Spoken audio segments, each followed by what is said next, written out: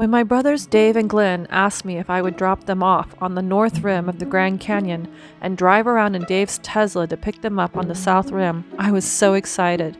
I had never driven a Tesla before and thought it would be a fun adventure. We thought that the biggest concern would be if my brothers could make it out of the canyon before it got dark and cold. But the trip started falling apart. It turned out we were wrong.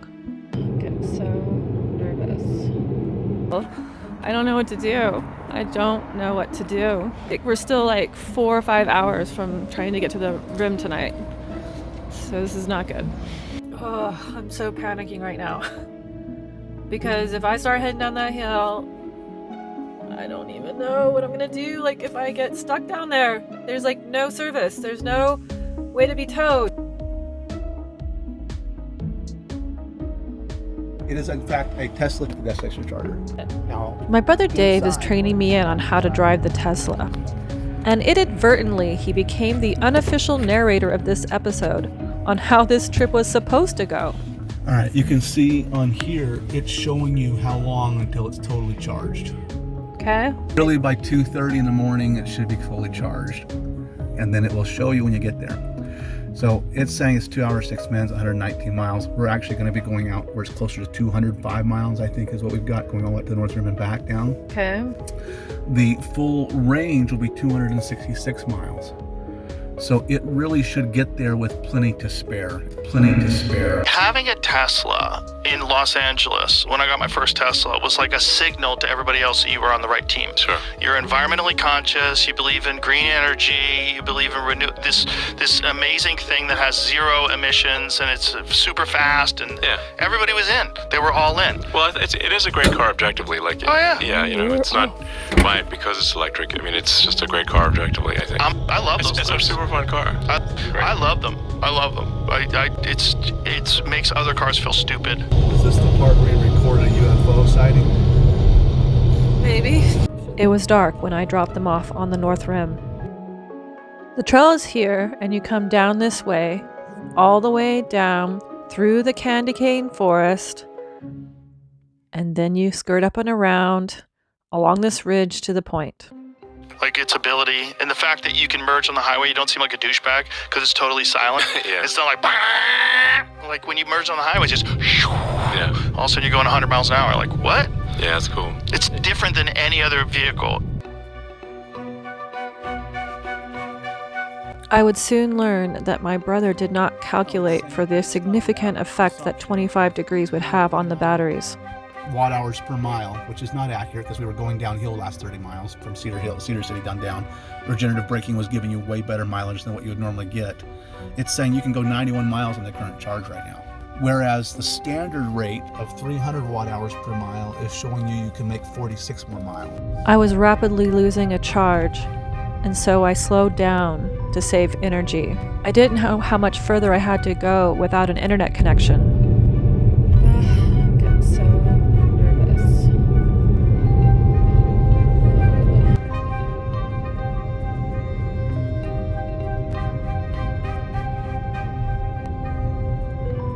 We got exactly 11 miles till Jacob Lake.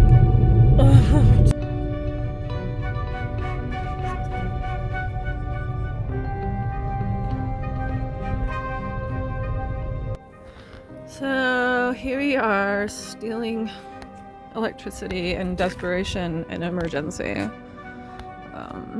It's not a fast way to charge. I mean, the thing is that the right architecture, environmental or not, for cars is actually electric. It's just like the acceleration is better. You can just charge it at home. I mean, like, imagine if you had a gasoline-powered cell phone. It'd be a pain in the ass. Right. You know? That'd be so... Go to the gas station. Go to the gas station. Charge pull up up your cell phone. That's a great... I'm gonna charge my phone there because I don't want to take any more electricity, even though it's probably so minor, from this vehicle. I'm not liking the Tesla so far. We're just kind of stranded. Gas stations are awful. Like, who wants to go to the gas station? This gas station is closed for the season, but I guess we don't need gas. We just need to steal your electricity. Thanks, Jacob's Lake. At least there's a cozy place by the fire.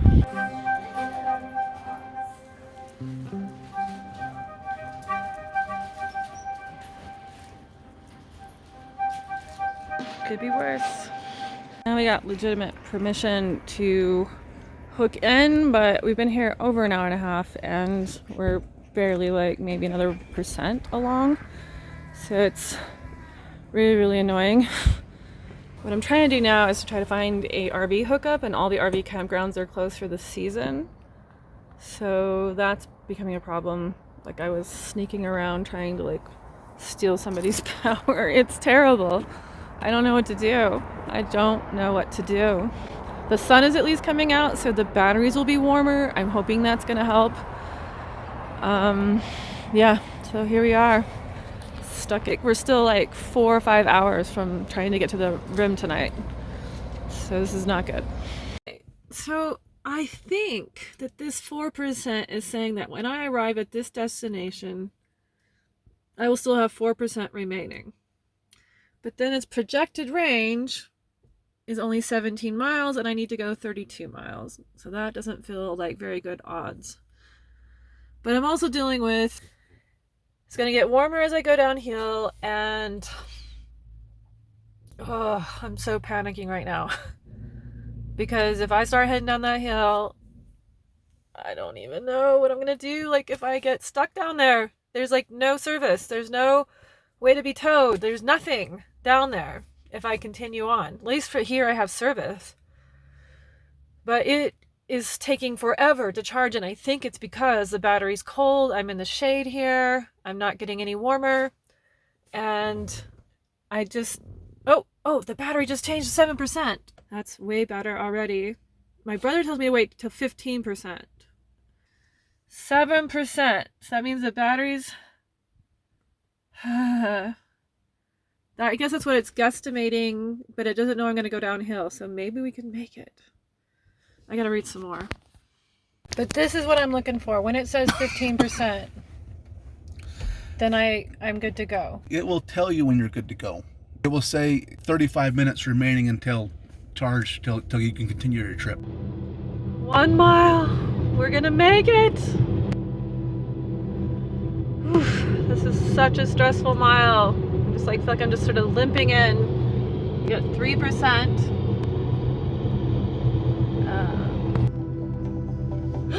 Yes, there they are. We're saved. The Tesla charger. I found a post saying that even if you're at 0%, you can get between 5 and 15 miles depending on the temperature. We made it. And that gave me enough confidence to go for it. We recommend charging now. Okay, I got it. Even though the charge was only 7% and should have been 15%. I decided to take my chances because I was going to drop significantly in elevation. And that meant warmer temperatures and regenerative braking.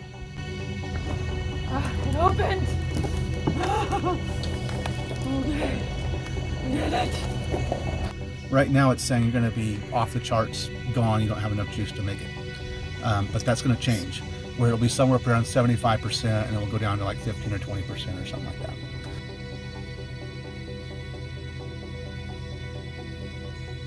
So when you get to Cliff Dwellers and you're charging it, it's going to be charging to 100%, but it will also give you charge to your next destination. So when you get to Cliff Dwellers, you'll come in here and you'll hit navigate and you'll put in this Yavapai Lodge Grand Canyon there from Cliff Dwellers. It will tell you how much juice is required to get from Cliff Dwellers down to the South Rim. And then it will slowly show this increase down here as you're charging along. And show you at what point in time, when you hit around 15% or so, you can go ahead and go.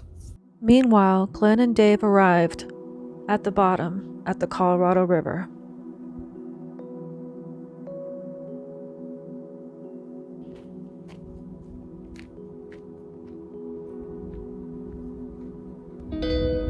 So right here is where the trail switches back up this ridge.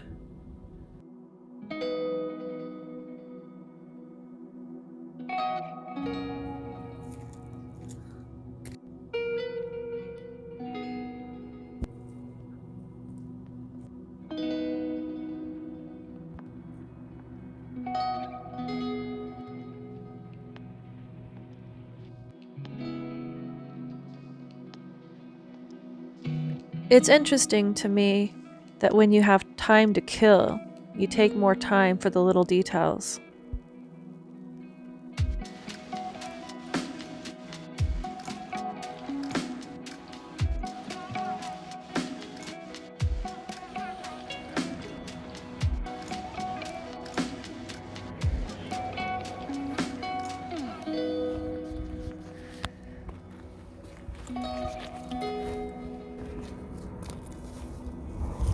These like super little thin pieces of like paper thin.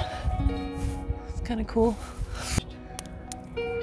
This layer of like kind of spongy looking, it's almost like coral or something.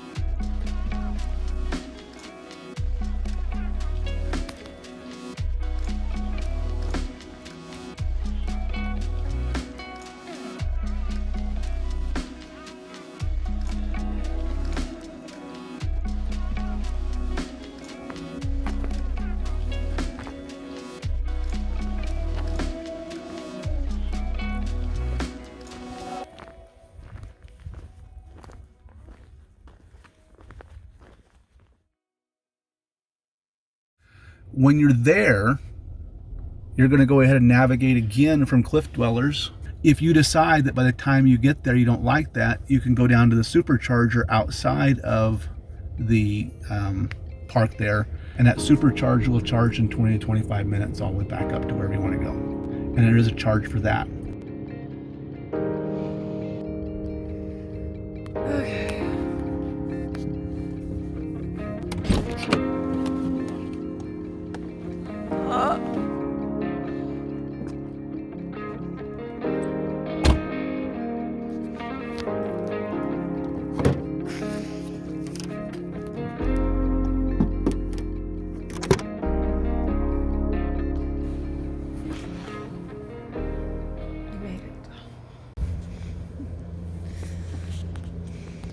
But my goal is hopefully just to give you enough charge upon arrival Snow on the ground.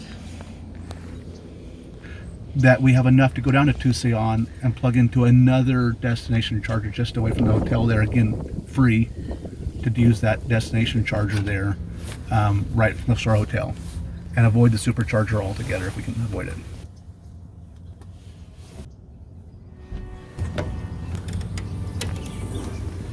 Won't be needing this hat.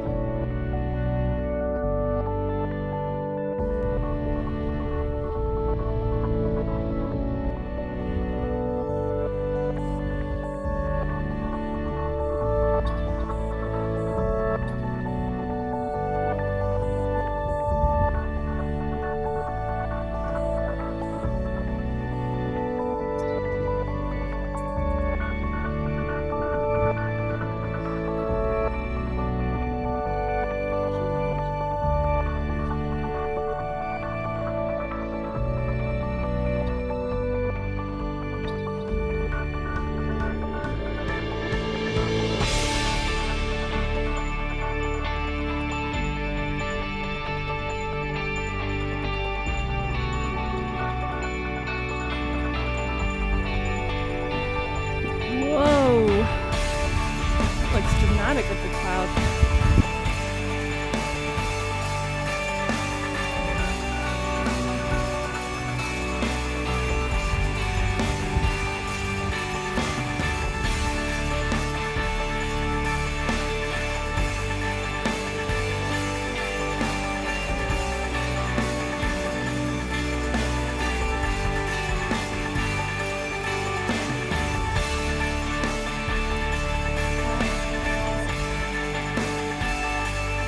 This is the ridge that they hiked up yesterday.